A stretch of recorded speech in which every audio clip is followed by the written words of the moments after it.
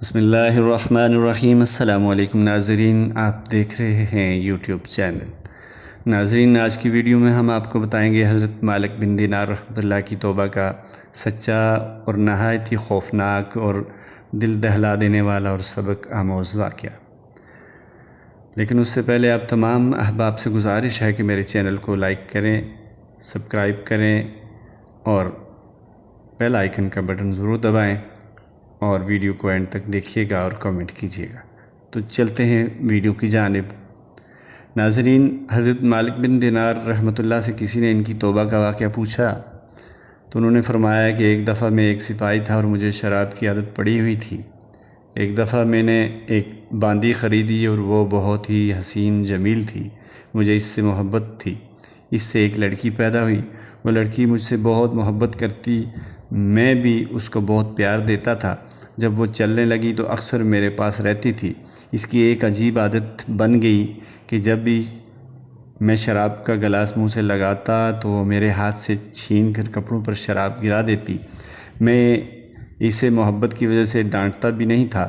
جب وہ 2 سال کی ہو گئی تو وہ فوت ہو گئی۔ اس پر مجھے بہت صدمہ ہوا۔ ایک مرتبہ 15 شعبان کی رات تھی، میں شراب پی کر مست ہو گیا، عشاء کی نماز کا بھی ہوش نہ رہا، حتیٰ کہ اسی حال میں نیند آ گئی۔ میں نے خواب میں دیکھا کہ روز محشر برپا ہے، لوگ قبروں سے نکل کر میدان حشر کی جانب جا رہے ہیں، میں بھی انہی لوگوں کے ساتھ جا رہا ہوں۔ میں نے اپنے پیچھے سے آواز سنی، میں نے پیچھے مڑ کر دیکھا تو ایک کالے رنگ کا بڑا اژدہا میرے پیچھے بھاگ رہا تھا اور میں بہت خوفزدہ ہو کر بھاگ کھڑا ہوا، وہ بھی میرے پیچھے بھاگنے لگا۔ اسی دوران میں نے دیکھا کہ ایک نفیس لباس پہنے ہوئے ایک بوڑھے میاں میرے سامنے آئے۔ سلام و جواب کے بعد میں نے ان سے کہا کہ خدا کے واسطے مجھے اس بلا سے بچائیے۔ وہ کہنے لگے کہ مجھ میں تو اتنی ہمت نہیں ہے کہ میں اس کو پکڑ سکوں، البتہ بھاگتا رہ، ہو سکتا ہے کہ آگے چل کر تیری مدد کا کوئی سبب بن جائے۔ میں بھاگتا رہا، آخر ایک ٹیلے پر چڑھ گیا۔ جب اس ٹیلے پر چڑھا تو وہاں مجھے جہنم کی دہکتی ہوئی آگ نظر آئی۔ اتنے خوفناک مناظر کے باوجود اژدہے کی خوف کی وجہ سے میں بھاگتا ہی چلا گیا۔ قریب تھا کہ میں جہنم میں گر جاتا کہ ایک آواز سنائی دی کہ پیچھے ہٹ، تو جہنمی لوگوں میں سے نہیں۔ میں پیچھے کو دوڑا اور وہ سانپ بھی میرے پیچھے دوڑا۔ کیا دیکھتا ہوں کہ وہی بوڑھے میاں پھر سامنے آئے۔ میں نے انہیں پھر التجا کی کہ مجھے اس اژدہے سے بچا لیں۔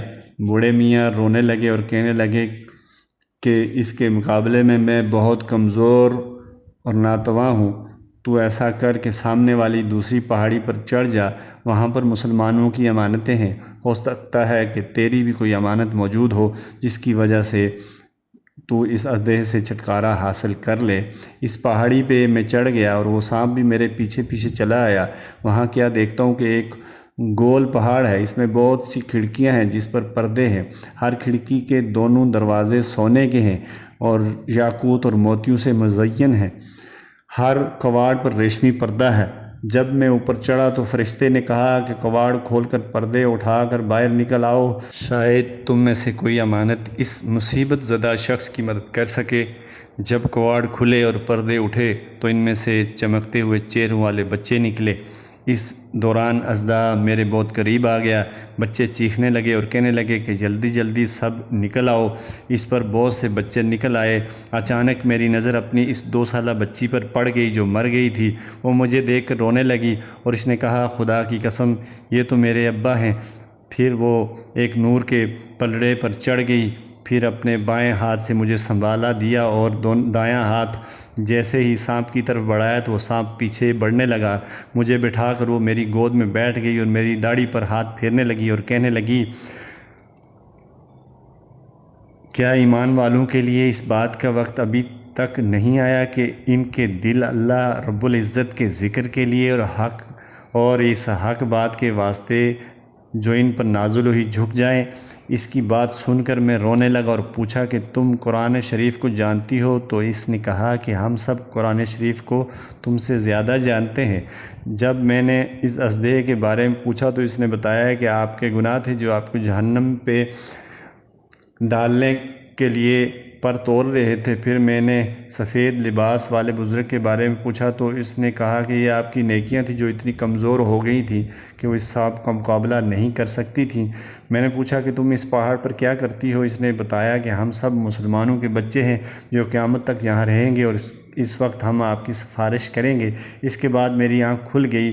اٹھنے کے بعد بھی ازدے کی دہشت مجھ پر سوار تھی۔ میں نے اسی وقت اللہ رب العزت سے اپنے سابقہ گناہوں کی معافی مانگی اور برے کاموں کو چھوڑ کر نیک کام کرنے لگا۔